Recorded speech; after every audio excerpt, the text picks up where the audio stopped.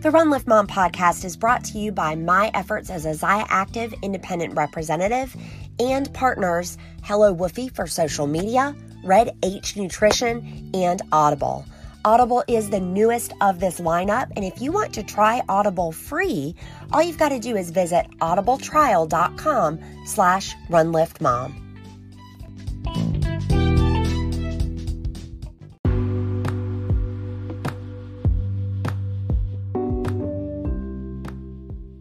Welcome to the Run Lift Mom podcast, where we're talking about running, lifting, and momming, not necessarily in that order. Today, we're going to be squarely in the running and the momming category because I'm going to talk to you about my Guinness World Record. That's right. Did you know that I am a former Guinness World Record holder? Y'all, it's not exactly something that I lead with, but it's definitely what you're going to see if you Google me because it was covered in 2016 by People Magazine, Runner's World, Cosmopolitan, Good Morning America, and a number of other outlets. Do y'all want to hear something funny? I have written race recaps for over 60 marathons and ultras, but never anything about this effort. Not even on social media, because guess what? I left Facebook not long after this happened. Today, I want to reflect on it. Why? No reason other than I never have, and it's one of my favorite running memories. My podcast will someday be a time capsule for the kids, and this story, part of their history, is an important event.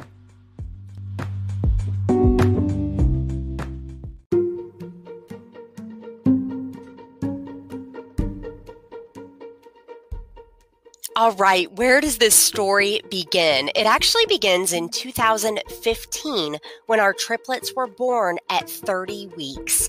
They spent the first 2 months in the NICU. It was a huge part of our lives, and I've even linked an episode with my husband in the show notes here discussing it. You'll simply swipe up or click details to hear that one. It's from his perspective. Nonetheless, it was 2 months that changed my priorities and personal faith and trust in God. It was a really, really big time in our lives. So, in 2016, I wanted to do something big for their NICU homecoming anniversary. For our family, this was as big a celebration as their first birthdays. Now, I had unexpectedly won a 5K that May with the triplets in a triple jogger. It was a local race. I was just trying to do it, and we ended up coming in first. Me, and then, of course, pushing the 3 babies. After a social media post about it, a fellow runner, also a Guinness World Record holder, coincidentally, wondered out loud if that had ever been done. Turns out it had, and actually 3 minutes faster than my 22-minute time. Now, if you're a runner, you know that 3 minutes is a lot, so I wasn't even going to try for that record, which was fastest 5K while pushing a triple pram. However, in my research, I found that nobody had yet done 13.1 miles or a half marathon. And right there, I decided that this is how we would honor the work that God did through the respiratory therapists, nurses, and neonatologists with a fundraiser for the NICU that they were in for the first 2 months of their lives, getting a Guinness World Record for pushing a triple stroller, a triple pram for a half marathon, 13.1 miles.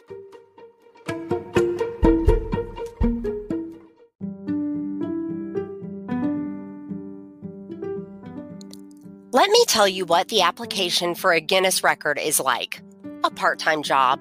Seriously, y'all, I think I began it in June for a November 1st race, and that was almost too little time.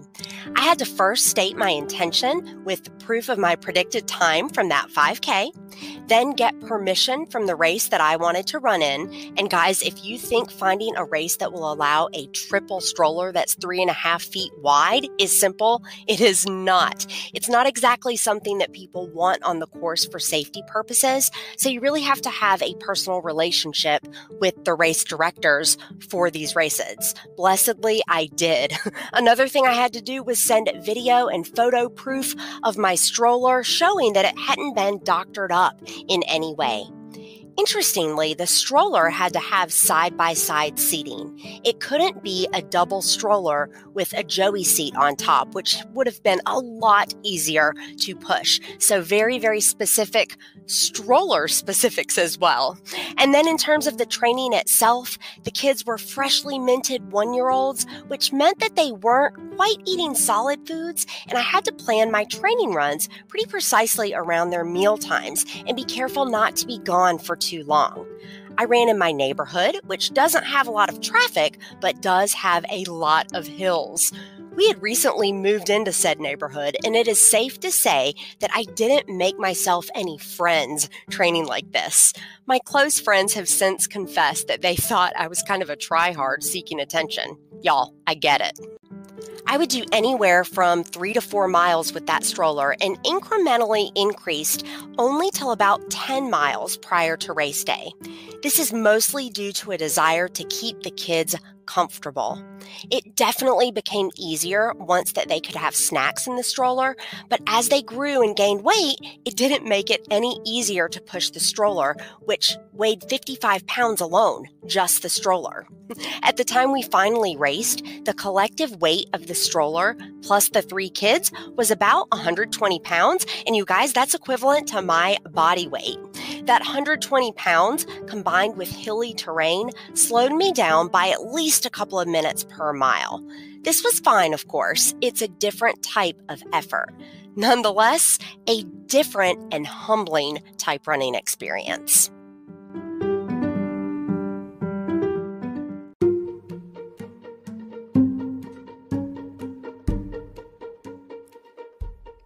It was important to me to keep the kids under their normal schedule, which is why I was grateful to be participating in a local race, the Halloween Half Marathon in Fayetteville, North Carolina. The hills in this one proved to be a challenge with about 2,000 feet of ascent, but it was an easy trade-off for having the triplets in their own beds the night before. Having discussed the plans with the race director, I purposely asked my support crew to help me get to the starting lines about 10 minutes before the start. I did not want the kids to be in the stroller any longer than necessary. One of the things I did take a time out for was speaking with the local ABC news station. Part of my Guinness application required 3 pieces of media. Now, that interview would set off a whirlwind of coverage 24 hours later. I'm glad I didn't know it at the time, though. It was time to focus on running. So off to the race. I need to make this really clear before I start talking about what these miles were like. The race director with the Halloween Half Marathon and I were on the same page about me participating in the race, as well as what I was going to do. And I am very present in my local running community. Most of the people out there at the race knew me personally from Fayetteville Running Club. I was sort of embarrassed when they announced what I was doing and lined me up front at the start of the race, but it was a really nice gesture and ultimately the best for safety on the course because it meant I didn't need to bob and weave the stroller around any other participants. All about safety. After this was all said and done, that's the part that people didn't understand. We got a lot of backlash about safety, but guys, even from the starting position, it had already been planned for and the other runners were absolutely safe. The other participants, they made me feel nothing but supported. They cheered us on and called us out by name. Go Suzy, go Goodwin triplets. It was awesome and it actually made me feel more like a star than any other race ever, even ones that I had won outright. Everybody was really excited to see us, and you guys, the energy from the crowd, as well as the other runners around us, it totally fed me. The hills on this course were no joke, so it was really nice to have something to dissociate from pushing 120 pounds of stroller and babies. The course started in downtown Fayetteville and then ventured up onto the Cape Fear River Trail, which is a greenway system and it's closed to traffic. It's really hilly, but again, closed to traffic, so I felt really good about that with the kids and that 3.5 foot wide stroller. I had a a video camera on the front of a stroller as well as on the handlebars for proof with my Guinness application. I also had people who saw me at certain mileage points or ran with me personally to fill out witness statements. This is just a little bit of what was required to show Guinness World Records that I had actually done what I said that I did. And there were really strict rules about me being the only person who pushed the stroller as well. So even when I needed help for something like adjusting a camera or getting crackers for the kids, I had to explain to other folks why they couldn't just take it for a few seconds. I appreciated the offer, but they could not do it. There was a point around mile 9 when Gabe had to have his diaper changed. You guys, he made a cry that only a mother could have recognized as, I've pooped my pants and it is uncomfortable.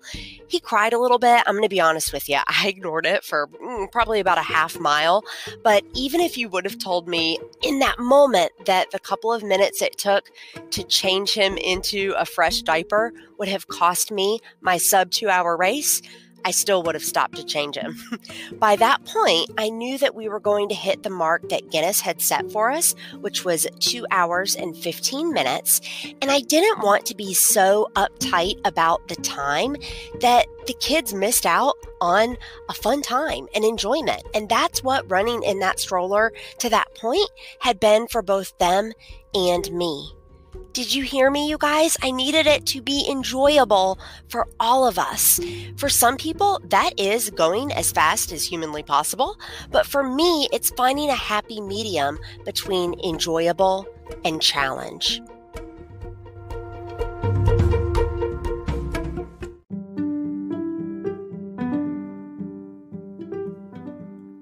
And challenge it was. Around mile 11.5 or 12 somewhere, you guys, the hills caught up with me. My shoulders ached. My back was sore. Anyone who has raced a longer distance, even without a stroller, you know exactly what this feels like. You have to play those mental games with yourself to keep going. You're going like street sign, get to the street sign. Okay, now we're going to get to that post over there. Okay, now we're going to get to the next street sign. I'm doing that kind of thing. All right, run through this song, then get to the next. All right, run to this next song. It's a pick 'em up, put 'em down kind of moment. Again and again. I don't think I would have called it a day at this point, but it sure was a blessing to see one of my friends, Brittany from Fayetteville Running Club, on the course. You guys, she had shown up that day specifically to run me to the finish. She positioned herself at a part on the course where there weren't a lot of spectators, but she knew, because she's a runner, that I would be feeling bad. She asked my permission to jump in and run me to just about to the end. I greatly appreciated it and told her, come on, let's ride. You guys, she talked me through that last mile or so. And I am telling you, the running community in Fayetteville is like none other I've ever experienced. I appreciated that so much. She jumped off the course again when I had about a quarter mile to go, but you guys, it was exactly what I needed. The people here, the running community, and I'm sure it's like this where you are as well, they're amazing and they feel like family. This is one of many examples that I have, and I hope that you have it too with your running community.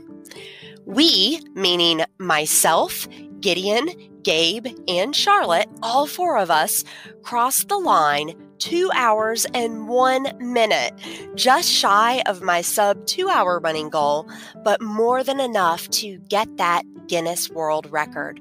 And additionally, we were able to raise over $5,000 for the Cape Fear Valley Health NICU. Amazing stuff.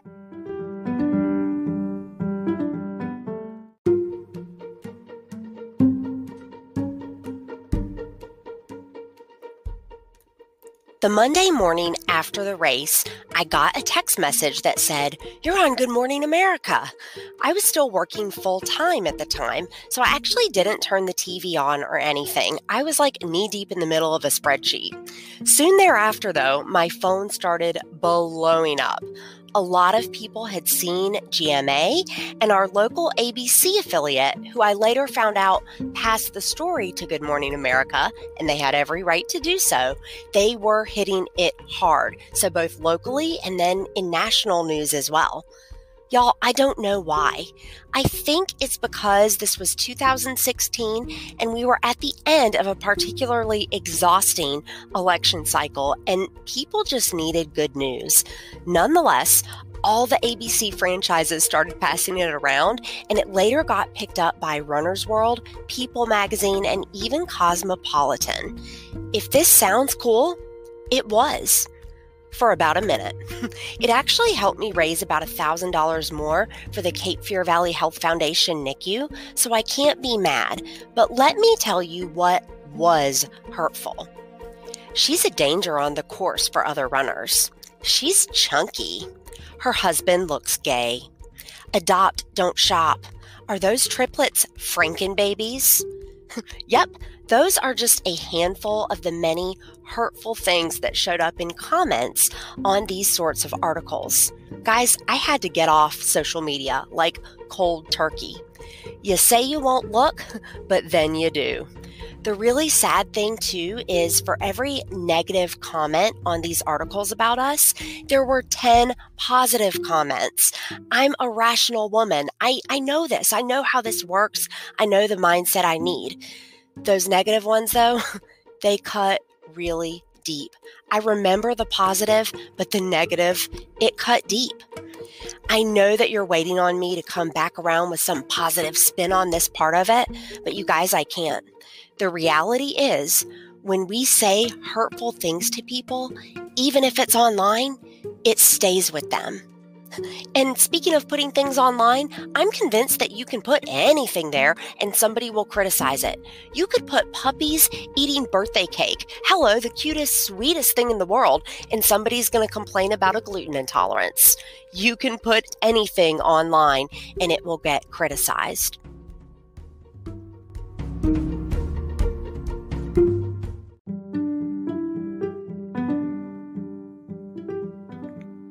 So, what do I think of all this 5 years later?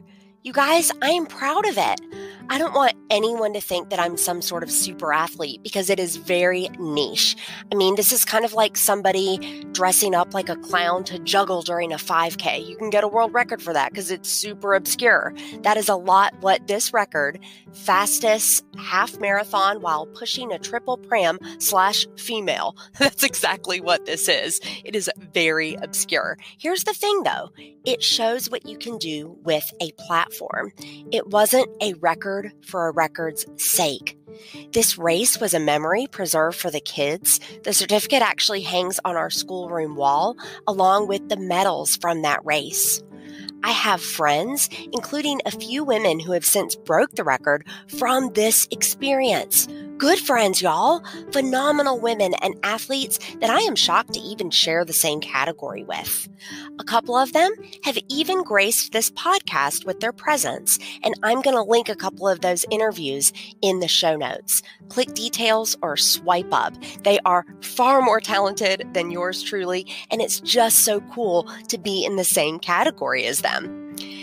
We also had our family photos done one year on the exact greenway that we ran on. It is a special place to us at the Cape Fear River Trail.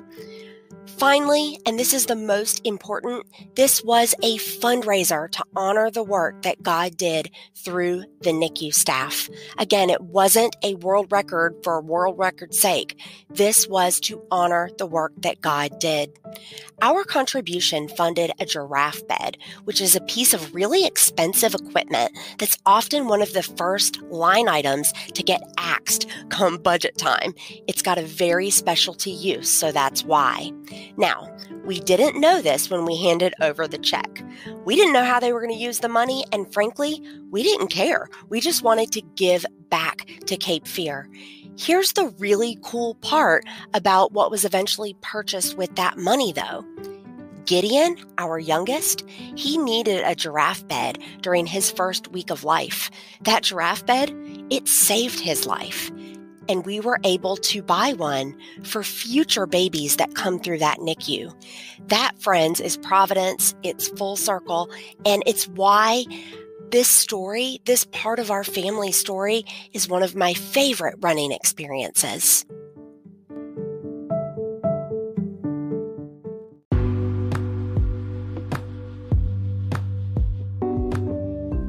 Thank you so much for listening to the Run Lift Mom podcast. I want to let you know that you can swipe up in the podcast player that you're in to see the show notes.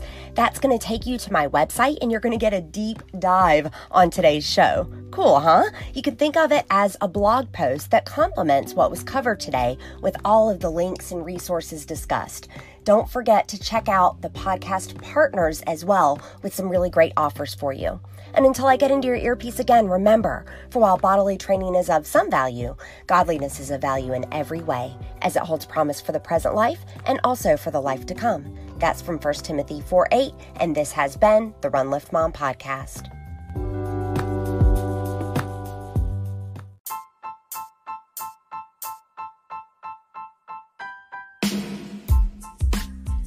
Okay, I've got Katie Danger with Red H Nutrition. Real talk, Katie, I didn't think I had any issues with sleep. And then I tried ZenRem. I'm going to say in about a week, I felt a tangible difference in that deep sleep. How in the world does that work? Well, a lot of people are like you, Suzy. They tell me, I don't have a problem with sleep. But you don't realize how much better sleep you could be getting until you actually start supplementing with a product like ZenRem. It's an all-natural sleep support. So what that means is there's no sedatives. You're not going to wake up groggy. It's not like Ambien, so it's not going to knock you out. But what it will do is it's going to promote that deep, restful sleep where recovery happens. It's non-habit forming, and it's really great for hormonal balance that promotes recovery and homeostasis. So if you want to sleep well, not necessarily sleep longer, but just get the sleep when you're sleeping, ZenRem is going to be perfect for you. Can I tell you, I love that the instructions are to take it on an empty stomach because real talk, it keeps me from snacking at night. I want that delicious sleep more than maybe a sweet snack. Yeah, I totally understand where you're going with that. And it works best on an empty stomach just because it's maximizing the absorption.